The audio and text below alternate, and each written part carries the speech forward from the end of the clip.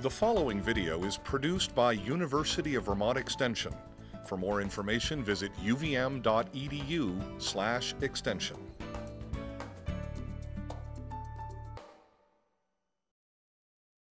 This is all the result of historic plowing.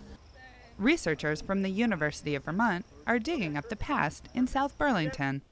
It's a Native American settlement that, based on a little bit of previous survey and work, dates to about 1300, or about roughly 700 years ago.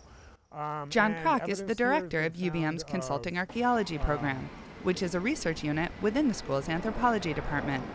Consulting archaeologists work at different sites around Vermont, often in advance of construction projects. And the project here that we're working on for the Air National Guard is related to a road project, a realignment of a road here, National Guard Road. So we're doing some archaeology in advance of that to salvage a Native American site that was identified a few years ago. The crew includes archaeology professionals as well as students, many of whom get their start in archaeology by working in the field during summer breaks. I did a field school with John Kroc last summer, and he asked a bunch of us to stay on and work for the rest of the summer. So then when I knew I was going to be back here this summer, I asked him if I could join the crew again, and he said yes, thankfully. So I'm back and I'm loving it. Catherine Bennett is an archaeology major at Hamilton College in upstate New York. I knew about archaeology, but I didn't know about digging or even anything about the process. So I learned a lot from John, and we had a great TA to helping us out, and just learning how to dig, how to dig square holes. It's hard. Learning how to screen, learning what to look for in the screen. With its many features, this site is an ideal place to both work and learn. One of the more impressive sites I've worked on, just for the density of what we call features, which are fire hearths or storage pits or refuse pits, the number of artifacts that are turning up, and its setting. Jess Robinson is a research supervisor with the Consulting Archaeology program, which is known as CAP. Like many here, his introduction to archaeology was as an undergraduate at UVM.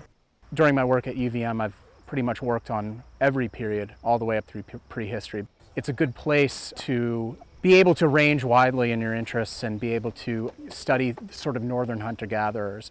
For a lot of reasons, Vermont is just a great place to study and to work as an archaeologist. In addition to the sort of ongoing inclusion of students, we also have our staff, full-time staff, is made up of mainly UVM graduates who graduated a few years ago, maybe took a field school, a class that we offer in the Department of Anthropology, got trained and then got hired by CAP.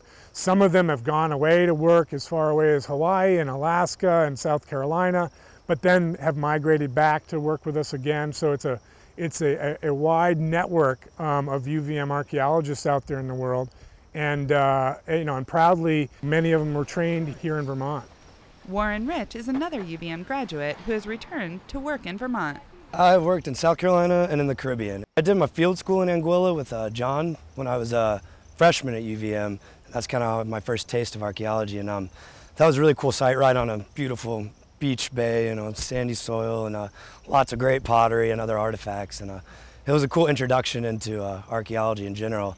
And I came right out of that and started working in Vermont with CAP and did that for the next 4 or 5 summers through my breaks in my college career.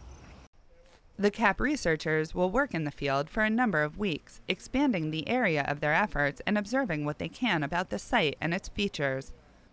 For more information, they'll head to the lab, where bags of dirt and material removed from the site will be meticulously examined.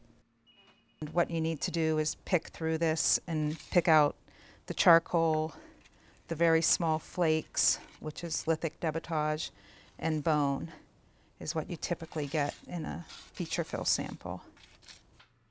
We have the advantage in Vermont of having a winter lab season because the ground's frozen and you can't do archaeology. As you can see, as you'll see, we're using trowels and shovels. And so in the winter, our field crew becomes a lab staff, and we do all the processing and analysis on campus. As work continues in the field, preserving as much information as possible before construction starts is key. The road being built has been designed to have as little impact as possible on the area that's being studied, but such measures are not always possible. These archaeological sites are non-renewable. Even when they're excavated, they're destroyed. Even if it's done archaeologically and we take really great notes, we've still destroyed the site in the process and never can go back to it. Digging into the past to preserve the information there for the future. In South Burlington, I'm Rebecca Gollin with Across the Fence.